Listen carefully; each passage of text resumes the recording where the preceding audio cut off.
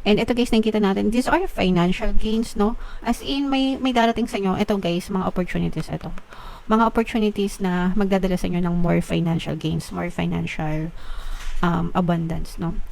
For some of you, pwedeng meron kayong mga ma-secure na mga bagong kontrata, mga bagong offer, mga bagong agreement, no? Dito sa mga opportunities na dumadating sa inyo.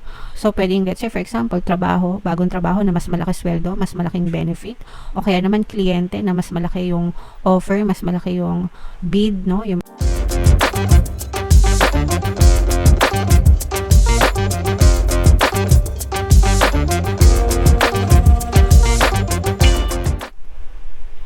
Hello guys, hello Leo, welcome back to Pinoy Pixie Tarot. Ang pamagat ng episode natin for tonight is Money Money Come to Me. Ito yung ating money reading mga kapixie para ngayong December para sa Leo, Sun, Moon, Rising Sign, and Venus.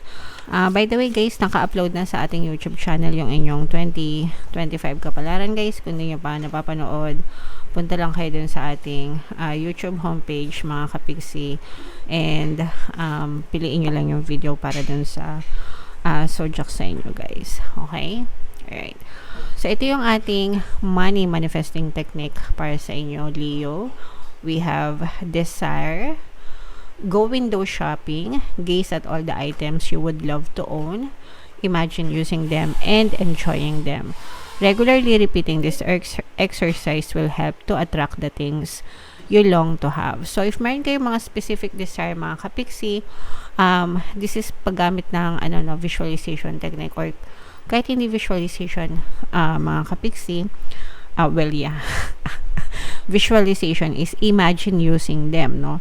So, let's say, for example, punta kayo sa mall, di ba, kung lumalabas naman kayo. Kung hindi naman kayo lumalabas, guys, pwede naman doon sa mga online platforms do, di ba, yung mga e-commerce sites like Shopee, Lazada, or whatever. Piliin nyo lang yung mga bagay na gusto nyong bilhin or gusto nyong magkaroon sa buhay nyo, mga kapixie. And sometimes, usually, yung ginagawa natin pag online, add to cart lang tayo ng add to cart, diba? Pero hindi naman natin check out. So, parang add to cart lang tayo ng add to cart, diba? And then, sometimes, kapag nagkaka-budget, okay, pag kailangan na talaga, check out na mga kapixie, okay? Pero, sometimes, dumadating yan sa inyo kahit hindi kayo mag-check out. So, i-share ko sa inyo yung kwento ko, mga kapixie. Hindi ko alam kung ilang beses nyo nang narinig to, pero dahil may mga bagong viewers tayo, ikukwento ko pa rin. So, once upon a time, gusto ko magkaroon ng bagong hikaw. Meron naman ako mga hikaw, mga kapixie, pero nagbabrowse-browse lang ako ng hikaw kasi gusto kong magkaroon ulit. Ayokong bumili. Pero gusto kong magkaroon, pero ayokong bumili. So, nagbabrowse lang ako online ng mga magagandang designs ng hikaw. Tapos, ang sinasabi ko lang sa sarili ko, wow, ang ganda naman ito, no? Sana magkaroon din ako ng bagong hikaw. Yung mga ganon. And then, siguro mga ilang days ko rin yung ginawa, pero that said, hindi naman ako nag-check out. And then, after a few weeks, umuwi yung best friend ko from Dubai. And ang pasalubong niya sa akin is hikaw. Okay? So, that's how manifestation works, mga kapixie. Minumove palagi the universe, no? Yung mga tao, bagay, sitwasyon sa paligid mo para ibigay sa'yo yung desire mo. So, yung desire ko nung time na yon is magkaroon ng bagong hikaw. And, dumating siya sa akin sa pamamagitan ng best friend ko. So, ibig sabihin, minove ni universe yung tao na yon, yung friend ko, para regaluhan ako ng hikaw para mabigay sa akin yung desire ko. Yan yung sinasabi ko sa inyo guys, na you don't need to know how or when ibibigay sa iyo ng universe yan. Hindi mo yung trabaho. Hindi mo trabaho kung paano mo at kung kailan mo matatanggap yung desire na gusto mo sa buhay. Ang kailangan mo lang is you declare what you want, no? Alamin mo lang kung ano yung gusto mo. Declare it. Send it out to the universe with love and thanks. And the universe will do the work for you. Okay? So, that's just one success story. So, if meron din kayo mga success story regarding your manifestation, mga kapixie, comment down below, guys. Okay? So, itry nyo. Walang mawawala, diba? Add to cart lang. window shopping lang. And then, yeah. So, tingnan natin yung ganap sa inyo guys, ganap sa kaperahan nyo ngayong December. So, shuffle natin to. Habang sinashuffle ko to guys, panoorin nyo muna yung video natin regarding sa ating paano mag-manifest ng abundance video course. Kapiksi, sawa ka na ba sa mga struggles at hirap sa buhay mo? Masipag ka ba at masikap sa buhay ngunit hindi ka pa rin umaasenso? Ilang beses ka na bang nag-attempt mag-negosyo at mag-invest pero palagi ka pa rin nalulugi? Sa pagkakataon na ito ay maaaring may subconscious beliefs ka na nagiging balakid sa iyong pag-unlad at pagyaman. Introducing, paano mag-manifest ng abundance video course.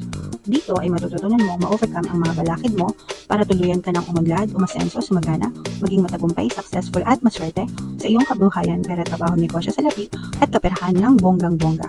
Dali, mag-send na ng email sa pinoypixitaro@gmail.com at simulan na ang iyong pagyaman ngayon. Alright, so sa lahat ng gusto mag-avail ng course guys, meron tayong promo ngayong November. Magbibigay tayo ng 500 pesos na discount until November 30 mga kapiksi, kaya mag-avail na kayo. And meron din tayong bagong course guys, paano mawala ang third party at magkaroon ng harmonious na relationship para mawala yung mga kabit na mga jowa nyo guys. 20% discount yan until November 30, kaya mag-avail na kayo mga kapiksi. So, Leo, guys, kayo ay na-represent ng King of Wands sa ating spread. Ito yung ating money energy, mga kapiksi. This is a very positive energy, guys. Although meron tayong negative dito, guys. Ito, guys, this is overcoming your fears. You have to overcome your fears. Kasi yung mga fears and doubts nyo, guys, yan yung parang sasaksak sa inyo. Yan yung mga papatay sa inyo, mga kapiksi, yung mga duda nyo, yung self-doubt nyo, mga kapiksi, mga duda sa sarili, takot, yan, fears. So, yung iba sa inyo guys, kasi nakikita natin na parang maraming opportunity na napapalampas na kayo sa buhay nyo kasi parang takot kayong kumilos, takot kayong magdasal. Okay lang naman na, guys, mag-take ng risk sa mga opportunity. Pero syempre guys, kailangan pag-aralan nyo yan, okay? You have to be responsible enough, no? Para pag-aralan guys yung mga opportunities para hindi kayo ma-scam, okay? Pero you have to overcome your fears, mga kapiksi. And ito guys, nakikita natin, these are financial gains, no? As in, may darating sa inyo. Ito guys, mga opportunities ito. Mga opportunities na magdadala sa inyo ng more financial gains, more financial abundance, no? For some of you, pwedeng meron kayong mga ma-secure na mga bagong kontrata, mga bagong offer, mga bagong agreement, no? Dito sa mga opportunities na dumadating sa inyo. So, pwedeng, let's say, for example, bagong trabaho na mas malaki sweldo, mas malaking benefit, o kaya naman kliyente na mas malaki yung offer, mas malaki yung bid, no? Yung mga transaction sa mga sales, no? Mas malaki yung commission, yung mga ganon, mga kapiksi. Pero meron kayong mga mako-close na mga deals, na mga transaction na talagang pabor sa inyo. Parang kayo guys, nakabingwit kayo ng malalaking isda. Ibig sabihin, nakabingwit kayo ng malalaking kliyente, magagandang deals, magagandang projects, magagandang trabaho, no? So, pabor na pabor sa inyo yung sitwasyon, guys, no? Kaya yan, i-mind nyo na yan sa comment section, guys. Mind, financial gains, opportunities, malalaking deal, malalaking transaction, which is giving you more bonus pa, mga kapiksi. For some of you guys, parang feeling ko hindi rin kayo nag-iisa sa pagkilos sa buhay, sa pag-unlad, pag-asenso ng buhay nyo. If you have a partner or specific person, parang nagtutulungan kayo and lumalago guys yung inyong mga negosyo or business, guys. So, what else? Tingnan pa natin. Meron ditong presence ng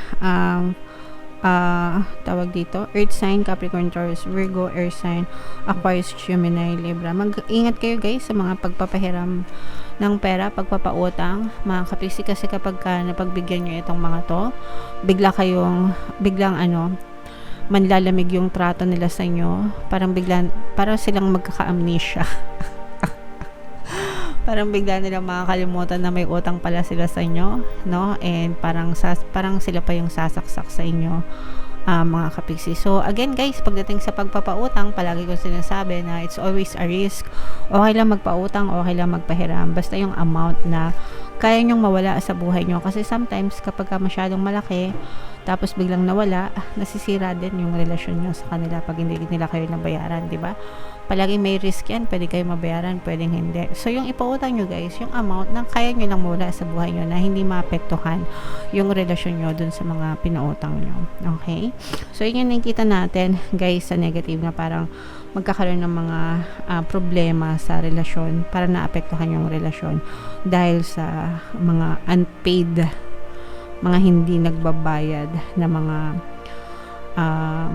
dues, due date, ganyan. And for some of you guys, no, parang you will have enough money to parang attend ng mga seminar, yung mga event ba, ganyan, no? Let's say for example, negosyante ka, yung iba sa inyo attend ng mga seminar for business, for mga events, ganyan, socialization, para lalo pang mapalago yung negosyo nyo or makahanap pa ng mga other opportunities, mga kapiksi. Pero sobrang saya kayo guys, sobrang happy kayo kasi feeling nyo financially abundant na kayo, tapos emotionally happy pa kayo, mga kapiksi. So kumbaga yung kaligayahan nyo ngayon is parang walang pagsidlan, no? Kasi parang sobrang saya nyo na nananagana yung buhay nyo, kaya parang very peaceful na yung energy nyo, para nagkakaroon kayo ng peace of mind, mga kapiksi. Tapos